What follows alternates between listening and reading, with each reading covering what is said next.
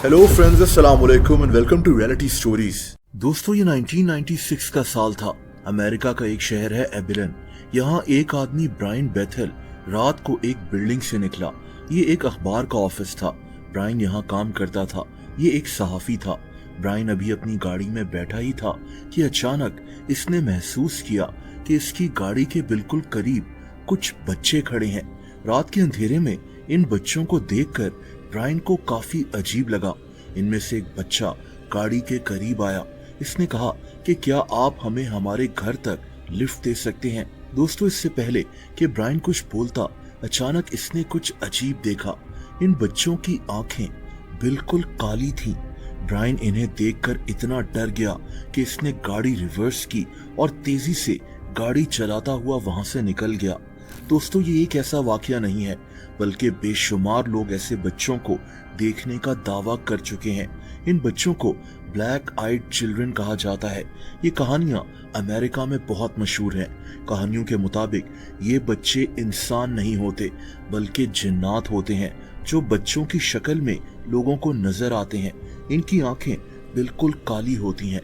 ये लोगों से पैसे या लिफ्ट मांगते हैं और फिर लोगों को नुकसान पहुंचा सकते हैं।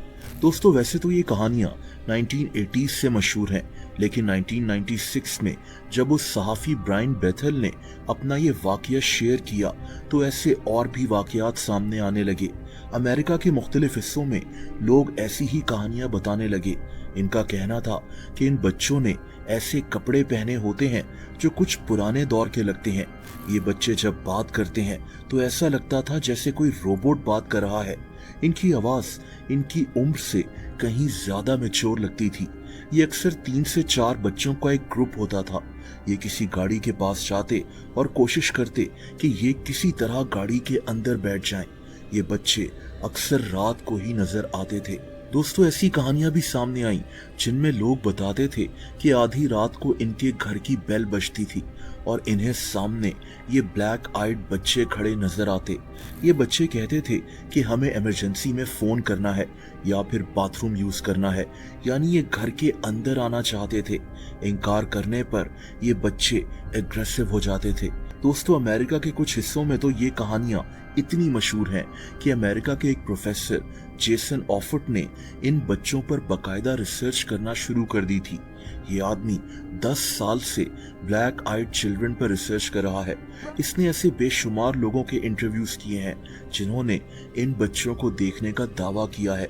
इसके मुताबिक वो लोग जो इन बच्चों को अपनी गाड़ी में लिफ्ट दे देते थे या घर के अंदर घुसा देते थे, उनके साथ कुछ ना कुछ बुरा हो जाता था।